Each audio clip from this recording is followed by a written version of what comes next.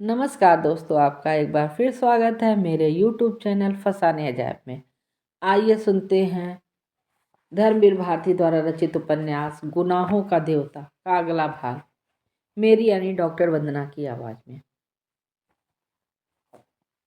कपूर चुपचाप ठाकुर साहब के बारे में सोचता रहा।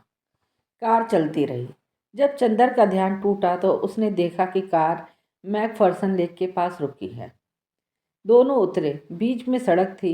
इधर नीचे उतरकर झील और उधर गंगा बह रही थी। 8 बजा होगा। रात हो गई थी।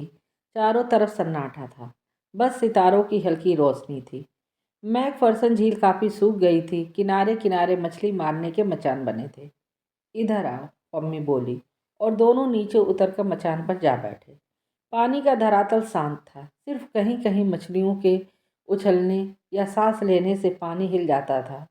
पास ही की नीवा गांव में किसी के यहाँ शादी थी, जो शहनाई का हल्का स्वर हवाओं की तरंगों पर हिलता डुलता आ रहा था।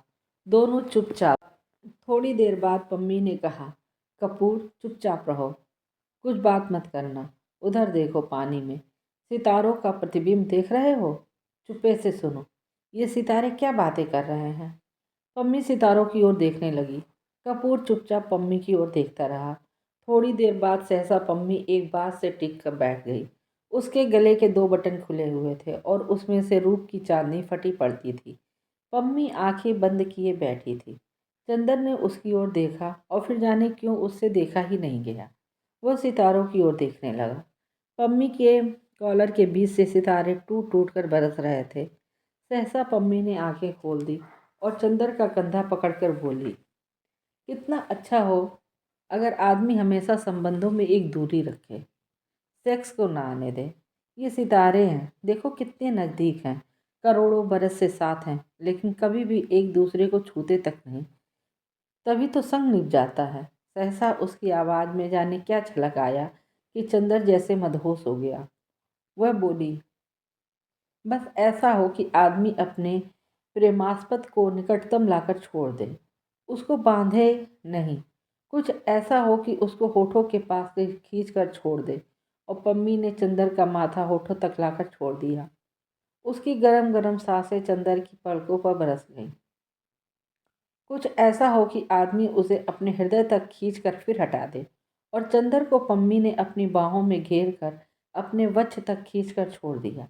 वक्ष की गरमाई के रोम रोम में सुलग उठी। वह बेचैन हो उठा। उसके मन में आया कि वह अभी यहाँ से चला जाए। जाने कैसा लग रहा था उसे। सहसा पम्मी बोली, लेकिन नहीं, हम लोग मित्र हैं। और कपूर, तुम बहुत पवित्र हो, निष्कलंक हो, और तुम पवित्र रहोगे। मैं जितनी दूरी, जितना अंतर, जितनी पवित्रता पसंद करती हूँ, वो सब तुम में है और हम लोगों में हमेशा निभेगी, जैसे इन सितारों में हमेशा निभती आई है। चंदर चुपचाप सोचने लगा, वो पवित्र है। एकाएक उसका मन जैसे ऊबने लगा। जैसे एक बिहक शिशु घबराकर अपने नीड़ के लिए तड़प उठता है, वैसे ही वह इस वक्त तड़प उठा सुधा के पास जाने के लिए। क्यों? पता नहीं क्यों। यहाँ कुछ है जो उसे जकड़ लेना चाहता है। वो क्या करे? पम्मी उठी, वह भी उठा। बांस का मचान हिला। लहरों में हरकत हुई। करोड़ों साल से अलग और पवित्र सितारे हिले, आपस में टकराए और चूर चूर होकर बिखर गए। रात भर चंदर को ठीक से नींद नहीं आई। अब गर्मी काफ़ी पड़ने लगी थी। एक सूती चादर से ज़्यादा नहीं ओढ़ा जाता था और चंदर ने वह भी ओढ़ना छोड़ दिया था। लेकिन उस दिन रात को अक्सर एक अजब सी कपकपी उसे झकझोर जाती थी और वह कसकर चादर लपेट लेता था।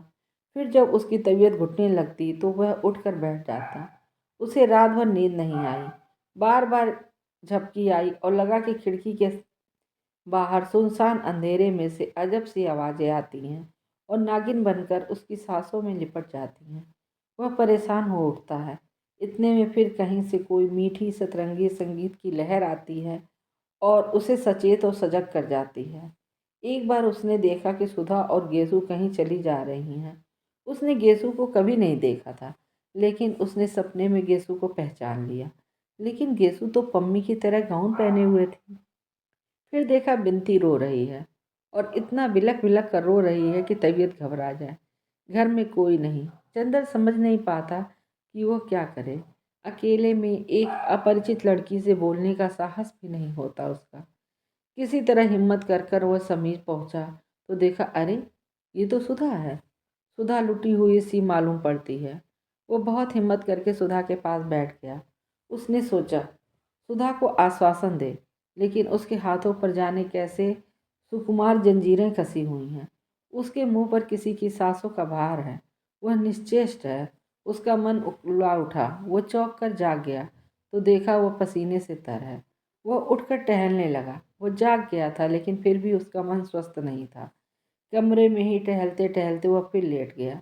लगा जैसे सामने की खुली खिड़की से सैकड़ों तारे टूट टूट कर भयानक तेजी से आ रहे हैं कि उसके माथे से टकरा टकरा कर चूर चूर हो जाते हैं। एक मर्मांतक पीड़ा उसकी नसों में खौल उठी और लगा जैसे उसके अंग अंग में चिताएं धधक उठी हैं।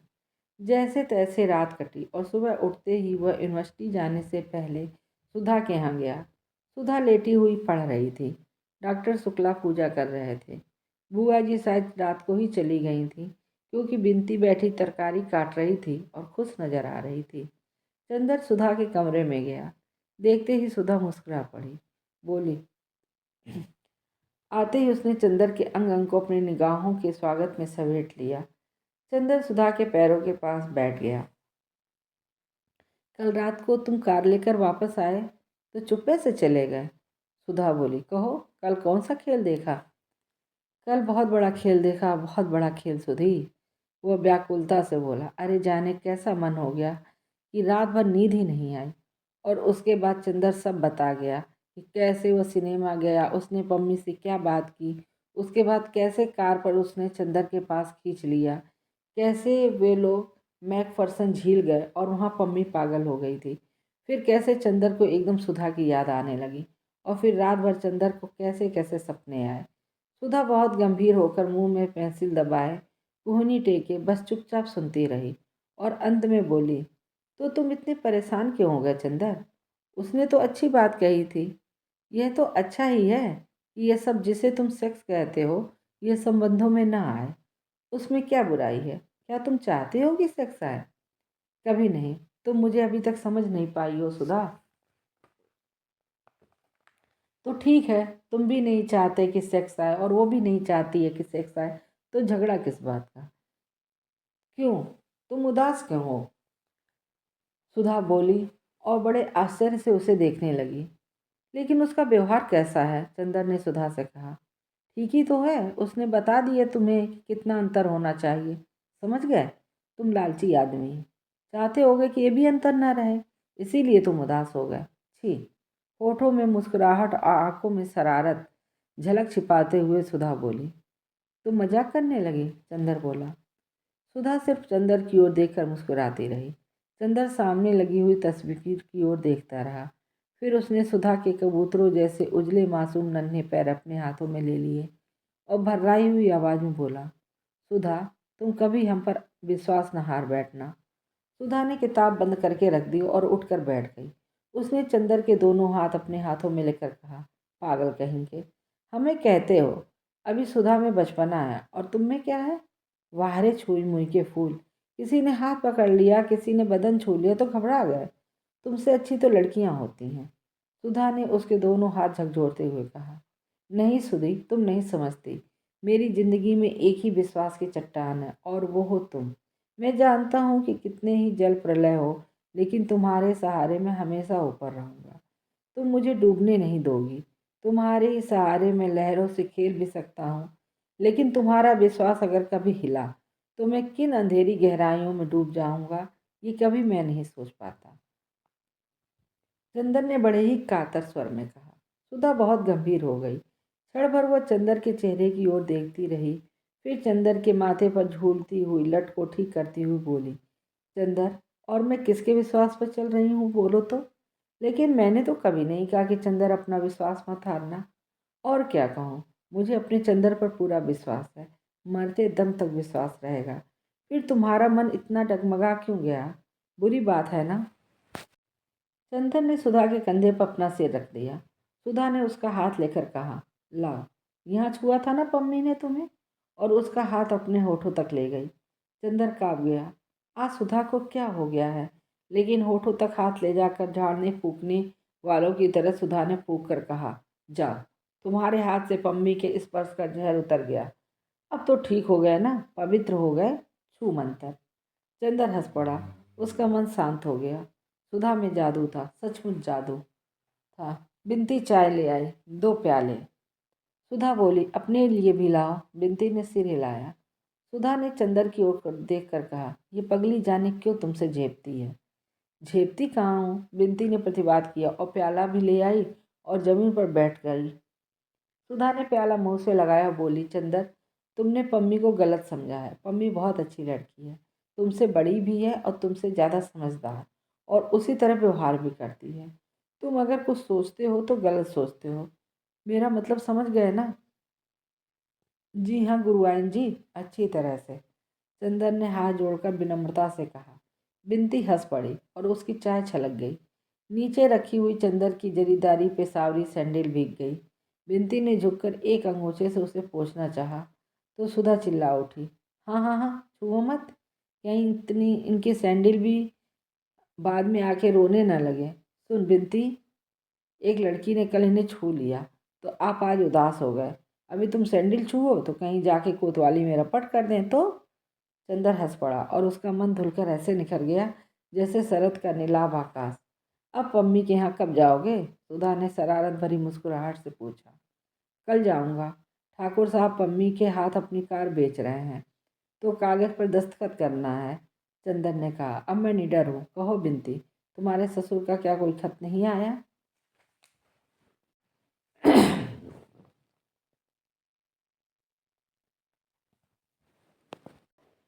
बिनती झेप गई। चंदर चल दिया। थोड़ी दूर जाकर फिर मुड़ा और बोला, अच्छा सुधा, आज तक जो काम हो बता दो, फिर 1 महीने तक मुझसे कोई मतलब नहीं। हम थीसिस पूरी करके रहेंगे, समझी? समझे? हाथ पटक कर सुधा बोली। सचमुच 1.5 महीने तक चंदर को होश ही नहीं रहा कि कहाँ क्या हो रहा है। बिसरिया रोज सुधा और बिनती को पढ़ाने आता रहा। सुधा और बिनती दोनों का ही इम्तहान खत्म हो गया। पम्मी 2 बार सुधा और चंदर से मिलने आई, लेकिन चंदर एक बार भी उसके यहाँ नहीं गया। मिश्रा का एक खत बरेली से आया, लेकिन चंदर ने उसका भी जवाब नहीं दिया।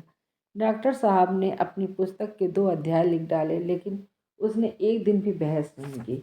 बिनती उसे बराबर चाय, दूध, नाश्ता, शरबत और खरबूजा देती रही, लेकिन चंदर ने एक बार भी उससे ससुर का नाम लेकर नहीं चिढ़ाया। सुधा क्या करती है, कहाँ जाती है, चंदर से क्या कहती है, चंदर को कोई होश नहीं। बस उसका पेन, उसके कागज, स्टडी रूम की मेज और चंदर है कि आखिर थीसिस पूरी करके ही माना। 7 मई को जब उसने थीसिस का आखिरी पन्ना लिखकर पूरा किया और संतोष की सांस ली तो देखा कि शाम के 5 बजे हैं। साइबान में अभी पर्दा पड़ा है, लेकिन धूप उतर रहा पर है और लू बंद हो गई है। उसकी कुर्सी के पीछे एक चटाई बिछाए हुए सुधा बैठी है। ह्यूगो का अद्भुत पढ़ा हुआ उपन्यास बगल में खुला हुआ औंधा पड़ा है और आप चंदर की एक मोटी सी इकोनॉमिक्स की किताब खोले उस पर कलम से कुछ गोदा गादी कर रही है। सुधा, एक गहरी सांस लेकर अंगड़ाई लेते हुए चंदर ने कहा, लो आज आखिरकार जान छूटी। बस 2-3 महीने में माँ बदौलत डॉक्टर बन जाएंगे। सुधा अपने कार में व्यस्त। चंदर ने क्या कहा यह सुनकर भी गुम। चंदर ने हाथ बढ़ाकर चोटी झटक दी। हाय रे, हमें नहीं अच्छा लगता चंदर, सुधा बिगड़ कर बोली। तुम्हारे काम के बीच कोई बोलता है तो बिगड़ जाते हो, और हमारा काम थोड़े ही महत्वपूर्ण है, कहकर सुधा फिर पेन लेकर गोदने लगी। आखिर कौन सा उपनिषद लिख रही हो, जरा देखें तो।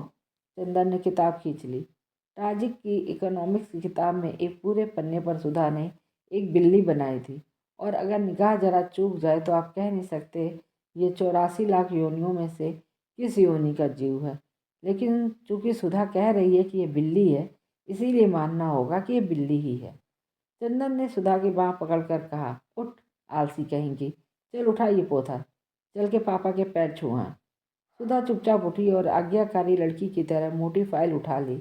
दरवाजे तक पहुँच कर रुक गई और चंदर के कंधे पर फाइल टिकाकर बोली, ए चंदर, तो सच्ची अब तुम डॉक्टर हो जाओगे? हाँ और क्या, आहा, कहकर जो सुधा उछली तो फाइल हाथ से खिसकी और सभी पन्ने जमीन पर। चंदर झल्ला गया। उसने गुस्से से लाल होकर एक घूंसा सुधा को मार दिया। अरे राम! सुधा ने पीठ सीधी करते हुए कहा। बड़े परोपकारी हो डॉक्टर चंदर कपूर, हमें बिना थीसिस लिखे डिग्री दे दो, लेकिन बहुत जोर की। चंदर हंस पड़ा। खैर दोनों पापा के पास गए। वे लिखकर ही उठे थे और शरबत पी रहे थे। चंदर ने जाकर कहा, पूरी हो गई, और झुककर पैर छू लिए। उन्होंने चंदर को सीने से लगाकर कहा, बस बेटा, अब तुम्हारी तपस्या पूरी हो गई। अब जुलाई से यूनिवर्सिटी में जरूर आ जाओगे तुम। सुधा ने पोथा कोच पर रख दिया और अपने पैर बढ़ाकर खड़ी हो गई। ये क्या? पापा ने पूछा। हमारे पैर नहीं छुएंगे क्या? सुधा ने गंभीरता से कहा। चल पगली, बहुत बदतमीज होती जा रही है, पापा ने कृत्रिम गुस्से से कहा। चंदर बहुत सिर चढ़ी हो गई है, जरा दबा कर रखो इसे। तुमसे छोटी है कि नहीं? अच्छा पापा, अब आज मिठाई मिलनी चाहिए, सुधा बोली। चंदर ने थीसिस खत्म की है? जरूर जरूर बेटी। डॉक्टर शुक्ला ने जेब से 10 का नोट निकाल कर दे दिया। जाओ मिठाई मंगवा कर खाओ तुम लोग। सुधा हाथ में नोट लिए उछलते हुए स्टडी रूम में आई। पीछे पीछे चंदर। सुधा रुक गई और अपने मन से हिसाब लगाते हुए बोली, 10 रुपये पौंड ऊन, 1 पौंड में 8 लच्छी, 6 लच्छी में 1 शॉल, बाकी बची 2 लच्छी, 2 लच्छी में 1 स्वेटर, बस एक बिनती का स्वेटर, एक हमारा शॉल। चंदर का माथा ठनका। अब मिठाई की उम्मीद नहीं, फिर भी कोशिश करनी चाहिए। सुधा, अभी से शॉल का क्या करोगी? अभी तो बहुत गर्मी है, चंदर बोला। अब की जाड़े में तुम्हारा ब्याह होगा तो आखिर हम लोग नई नई चीज़ का इंतजाम ना करें? अब डॉक्टर हुए हो, अब डॉक्टरनी तो आएगी ही, सुधा बोली। खैर बहुत मनाने बहलाने फुसलाने पर सुधा ने मिठाई मंगवाई। जब नौकर मिठाई लेने चला गया तो चंदर ने चारों ओर देखकर पूछा, कहाँ गई बिनती? उसे भी बुलाओ, कि अकेले अकेले खा लोगी? वो पढ़ रही है मास्टर साहब से। क्यों, इम्तहान तो खत्म हो गया, अब क्या पढ़ रही है? चंदर ने पूछा। विदूषी का दूसरा खंड तो दे ही रही है ना सितंबर में, सुधा बोली। अच्छा बुलाओ बिसरिया को भी, चंदर बोला। अच्छा मिठाई तो आने दो, सुधा ने कहा और फाइल की ओर देखकर कहा, मुझे इस कमबख्त पे बहुत गुस्सा आता है। क्यों? इसकी वजह से तुम 1.5 महीने सीधे से बोले तक नहीं हो। इम्तहान वाले दिन सुबह सुबह तुम्हें हाथ जोड़ने आई थी, तुमने सिर पर हाथ भी नहीं रखा, सुधा ने शिकायत भरे स्वर में कहा। तो अब आशीर्वाद दे दें, अब तो खत्म हुई थीसिस, अब जितना चाहो बात कर लो। थीसिस ना लिखते तो फिर तुम्हारे चंदर को उपाधि कहाँ से मिलती? चंदर ने दुलार से कहा। तो फिर कन्वोकेशन पर तुम्हारी गाउन हम पहनकर फोटो खिंचवाएंगे, सुधा मचल कर बोली। इतने में नौकर मिठाई ले आया। जाओ बिनती को भी बुला के लाओ, चंदन ने कहा। बिनती आई। तुम पढ़ चुकी? चंदन ने पूछा। अभी नहीं, बिनती बोली। अच्छा, अब आज पढ़ाई बंद करो, उन्हें भी बुला लाओ, मिठाई खाई जाए, चंदन ने कहा। अच्छा कहकर बिनती तो मुड़ी तो सुधा बोली, अरे लालचीन, ये तो पूजले मिठाई काहे की है? मुझे मालूम है, बिनती मुस्कुराते हुए बोली। उनके यहाँ आज गए होंगे, अम्मी के यहाँ, फिर आज कुछ उस दिन जैसी बात हुई होगी। सुधा हंस पड़ी। चंदर झेप गया। बिनती चली गई बिसरिया को बुलाने। अब तो ये तुमसे बोलने लगी है, सुधा ने कहा। हाँ, यह है बड़ी सुशील लड़की और बहुत ही शांत, हमें बहुत अच्छी लगती है। बोलना तो जैसे आता ही नहीं इसे। हाँ, लेकिन अब तो खूब सीख रही है। इसकी गुरु जो मिली है, गेसु, हमसे भी ज़्यादा गेसु से पटने लगी है इसकी।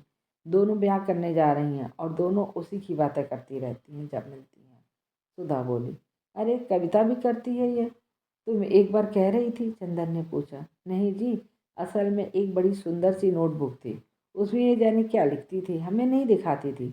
बाद में हमने देखा कि एक डायरी है, उसमें धोबी का हिसाब लिखती है ये। तो कविता नहीं लिखती? ताज्जुब है, वरना 16 बरस के बाद प्रेम करके कविता करना तो लड़कियों का फैशन हो जाता है, उतना ही व्यापक जितना उल्टा पल्ला ओढ़ना, चंदर बोला। चला तुम्हारा नारी पुराण, सुधा बिगड़ी। मिठाई खाने आए थे, आगे आगे बिनती, पीछे पीछे बिसरिया। अभिवादन के बाद बिसरिया बैठ गया। कहो बिसरिया, तुम्हारी शिष्या कैसी है? बस अदिति, कभी बिसरिया ने सिर हिलाकर कहा। सुधा मुस्कुरा दी चंदर की ओर देखकर। और ये सुधा कैसी थी? बस अदिति, बिसरिया ने उसी तरह कहा। दोनों अदिति हैं साथ ही, चंदन ने पूछा। सुधा और बिनती दोनों हंसी। बिसरिया नहीं समझ पाया कि उसने कौन सी हंसने की बात कही थी, और जब नहीं समझ पाया तो पहले सिर खुजलाने लगा, फिर खुद भी हंस पड़ा। उसकी हंसी पर तीनों और हंस पड़े। चंदर मास्टर साहब भी खूब हैं। एक दिन बिनती को महादेवी की वो कविता पढ़ा रहे थे, विरह का जलजात जीवन। तो पढ़ते पढ़ते बड़ी गहरी सांस भरने लगे। चंदर और बिनती दोनों हंस पड़े। बिसरिया पहले तो खुद हंसा, फिर बोला, हाँ भाई, क्या करें कपूर, तुम तो जानते ही हो मैं बहुत भावुक हूँ, मुझसे बर्दाश्त नहीं होता। एक बार तो ऐसा हुआ कि पर्चे में 1 करोड़ रस का गीत आ गया अर्थ लिखने को। मैं उसे पढ़ते ही इतना व्यथित हो गया कि उठकर टहलने लगा। प्रोफेसर समझे कि मैं दूसरे लड़कों की कॉपी देखने उठा हूँ, तो उन्होंने निकाल दिया। मुझे निकाले जाने पर अफसोस नहीं हुआ, लेकिन कविता पढ़कर मुझे बहुत रुलाई आई। सुधा हंसी तो संदर ने आंखों के इशारे से मना किया और गंभीरता से बोला, हाँ भाई बिसरिया, सो तो सही है। तुम इतने भावुक ना हो तो इतना अच्छा कैसे लिख सकते हो?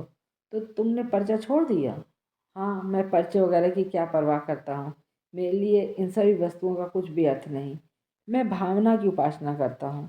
उस समय परीक्षा देने की भावना से ज़्यादा सबल उस कविता की करुण भावना थी। और इस तरह मैंने कितनी बार फेल हो चुका हूँ। मेरे साथ वह पढ़ता था ना, हरिहर टंडन, वो अब बस्ती कॉलेज का प्रिंसिपल है और मेरा सहपाठी था। वो रेडियो का प्रोग्राम एग्जीक्यूटिव है। और एक तुम्हारा सहपाठी, तो हमने सुना कि असेंबली का स्पीकर भी है। चंदर बात काट कर बोला। सुधा फिर हंस पड़ी, बिनती भी हंस पड़ी। खैर मिठाई का भोग प्रारंभ हुआ। बिसरिया कुछ तकल्लुफ़ कर रहा था तो बिनती बोली, खाइए, मिठाई तो विरह रोग और भावुकता में बहुत स्वास्थ्यप्रद होती है। अच्छा, अब तो बिनती के भी कंठ फूट गए। अपने गुरुजी की वो भी बना रही है, चंदर बोला। बिसरिया थोड़ी देर बाद चला गया। अब मुझे एक पार्टी में जाना है, उसने कहा। जब आखिर में एक रसगुल्ला बच रहा तो बिनती हाथ में लेकर बोली, कौन लेगा? आज पता नहीं क्यों बिनती बहुत खुश थी और बहुत बोल रही थी। चंदर बोला, हमें दो। सुधा बोली, हमें। बिनती ने एक बार दोनों की ओर देखा, एक बार सुधा की ओर। चंदर बोला, देखें, बिनती हमारी है या सुधा की? बिंदी ने झट रसगुल्ला सुधा के मुख में रख दिया और सुधा के सिर पर सिर रखकर बोली, हम अपनी दीदी के हैं। सुधा ने आधा रसगुल्ला बिनती को दे दिया तो बिनती चंदर को दिखलाकर खाते हुए सुधा से बोली, दीदी ये हमें बहुत बनाते हैं, अब हम भी तुम्हारी तरफ बोलेंगे तो इनका दिमाग ठीक हो जाएगा। हम दोनों मिलकर इनका दिमाग ठीक करेंगे, सुधा ने प्यार से बिनती को थपथपाते हुए कहा। अब हम तस्तरियाँ धोकर रख दें। और तस्तरियाँ उठाकर चल दी। पानी नहीं दोगी? चंदर बोला। बिनती पानी ले आई और बोली, हम तो आपका इतना काम करते हैं और आप जब देखो तो हमें बनाते रहते हैं। आपको क्या आनंद आता है हमें बनाने में? चंदन ने पल भर बिनती की ओर देखा और बोला, असल में बनने के बाद जब तुम झेप जाती हो। हाँ, ऐसे ही। बिंदी ने फिर झेप कर मुँह छिपा लिया और लाज से सुखचाकर इंद्रवधु बन गई। बिंदी देखते सुनने में बड़ी अच्छी थी। उसकी गठन तो सुधा की तरह नहीं थी, लेकिन उसके चेहरे पर एक फिरोजी आभा थी जिसमें गुलाल के डोरे थे। आंखें उसकी बड़ी बड़ी और पलकों में इस तरह डोलती थी जैसे किसी सुकुमार सीपी में कोई बहुत बड़ा मोती डाले। झेपती थी तो मुंह पर सांस मुस्कुरा उठती थी और गालों में फूलों के कटोरों जैसे दो छोटे छोटे गड्ढे। और बिनती के अंग अंग में एक रूप की लहर थी जो नागिन की तरह लहराती थी। और उसकी आदत थी बात करते समय अपनी गर्दन जरा टेढ़ी कर लेती थी और उंगलियों से अपने आंचल का छोर उमेटने लगती थी। इस वक्त चंदर की बात पर झेप गई थी और उसी तरह आंचल के छोर को उमोटती हुई मुस्कुरा कर छिप कर उसने ऐसी निगाह से चंदर की ओर देखा जिसमें थोड़ी लाज, थोड़ा गुस्सा, थोड़ी प्रसन्नता और थोड़ी शरारत थी। चंदर एकदम बोला, अरे सुधा, सुधा जब बिनती की आंखों को तो देखो इस वक्त। आई अभी। बगल के कमरे में तस्तरी रखती हुई सुधा बोली। बड़े खराब हैं आप, बिनती बोली। हाँ, बनाओगी ना आज हमें? हमारा दिमाग ठीक करोगी ना तुम? बहुत बोल रही थी, अब बताओ। बताएं क्या, अभी तो हम बोलते भी नहीं। अब अपनी ससुराल में बोलना टुनिया ऐसी, वही तुम्हारे बोल पर रीझेंगे लोग। चंदन ने फिर छेड़ा। छी, राम राम, ये सब मजाक आप हमसे मत किया कीजिए। दीदी से क्यों नहीं कहते, जिनकी अभी शादी होने जा रही है? अभी उनकी कहाँ, अभी तो तय भी नहीं हुई है। तय ही समझिए, फ़ोटो इनकी उन लोगों को पसंद कर ली गई है। अच्छा, एक बात कहें, मानिएगा? बिनती बड़े आग्रह और दीनता के स्वर में बोली। क्या? चंदन ने आश्चर्य से पूछा। बिनती आज सहसा इतना बोलने लगी थी। बिनती बोली, नीचे ज़मीन की ओर देखती हुई, आप हमसे ब्याह के बारे में मजाक न किया कीजिए, हमें अच्छा नहीं लगता। ओहो, ब्याह अच्छा लगता है लेकिन उसके बारे में मजाक नहीं। गुड़ खाएंगे और गुलगुले से परहेज। हाँ, यही तो बात है। बिनती सहसा गंभीर हो गई। आप समझते होंगे कि मैं ब्याह के लिए उत्सुक हूँ। दीदी भी यही समझती है। लेकिन मेरा दिल ही जानता है कि ब्याह की बात सुनकर मुझे कैसा लगने लगता है। लेकिन फिर भी मैंने ब्याह करने से इनकार नहीं किया। खुद दौड़ दौड़ कर उस दिन दुबे जी की सेवा में लगी रही। इसलिए कि आप देख चुके हैं कि माँ का व्यवहार मुझसे कैसा है। आप यहाँ इस परिवार को देखकर समझ नहीं सकते कि मैं वहाँ कैसे रहती हूँ, कैसे माँ जी की बातें बर्दाश्त करती हूँ। वह नरक है मेरे लिए, माँ की गोद नरक है। और मैं किसी तरह निकल कर भागना चाहती हूँ। कुछ चैन तो मिलेगा। बिनती की आंखों में आंसू आ गए और सिसकती हुई बोली, लेकिन आप या दीदी जब यह कहते हैं तो मुझे लगता है कि मैं कितनी नीच हूँ, कितनी पतित हूँ और खुद अपने ब्याह के लिए व्याकुल हूँ। लेकिन आप ना कहा करें तो अच्छा है। बिनती को आंसुओं का तार बन गया था। सुधा बगल के कमरे से सब सुन रही थी। आई और चंदर से बोली, बहुत बुरी बात है चंदर। बिनती क्यों रो रही हो रानी? बुआ का स्वभाव ही ऐसा है। उससे हमेशा अपने दिल दुखाने से क्या लाभ? और पास जाकर उसको छाती से लगाकर सुधा बोली, मेरी राज दुलारी, अब रोना मत। हैं? अच्छा, हम लोग कभी कभी ऐसा मजाक नहीं करेंगे। अब बस चुप हो जाओ, रानी बिटिया की तरह। जाओ मुंह धो के आओ। बिनती चली गई। चंदर लज्जित सा बैठा था। लो, अब तुम्हें भी रुलाई आ रही है क्या? सुधा ने बहुत दुलार से कहा। तुम उससे ससुराल का मजाक मत किया करो। बहुत दुखी है और बहुत कदर करती है तुम्हारी। और किसी की मजाक की बात और है, हम या तुम कहते हैं तो उसे लग जाता है। अच्छा, वो कह रही थी तुम्हारी फ़ोटो उन लोगों ने पसंद कर ली। चंदन ने बात बदलने के ख्याल से कहा। और क्या, कोई हमारी शक्ल तुम्हारी तरह थोड़ी ना है कि लोग नापसंद कर दें। सुधा अकड़ कर बोली। नहीं, सच सच बताओ ना, चंदन ने पूछा। अरे जी, लापरवाही से मुंह बिचकाकर सुधा बोली। उनके पसंद करने से क्या होता है? मैं ब्याह वाह नहीं करूँगी। तुम इस फेर में ना रहना कि हमें निकाल दोगे यहाँ से। इतने में बिनती आ गई। वह भी उदास थी। सुधा उठी और बिनती को पकड़ कर लाई और ढकेल कर चंदर के बगल में बिठा दिया। लो चंदर, अब इसे दुलार कर लो। तो अभी भी गुरगुराने लगे। बिल्ली कहेंगी। सुधा ने उसे हल्की सी चपत मारकर कहा। बिनती का मुंह अपनी हथेलियों में लेकर अपने मुंह के पास लाकर आंखों में आग डालकर कहा, पगली कहेंगी, आंसू का खजाना लुटाती फिरती है। चंदर, डॉक्टर शुक्ला ने पुकारा और चंदर उठकर चला गया।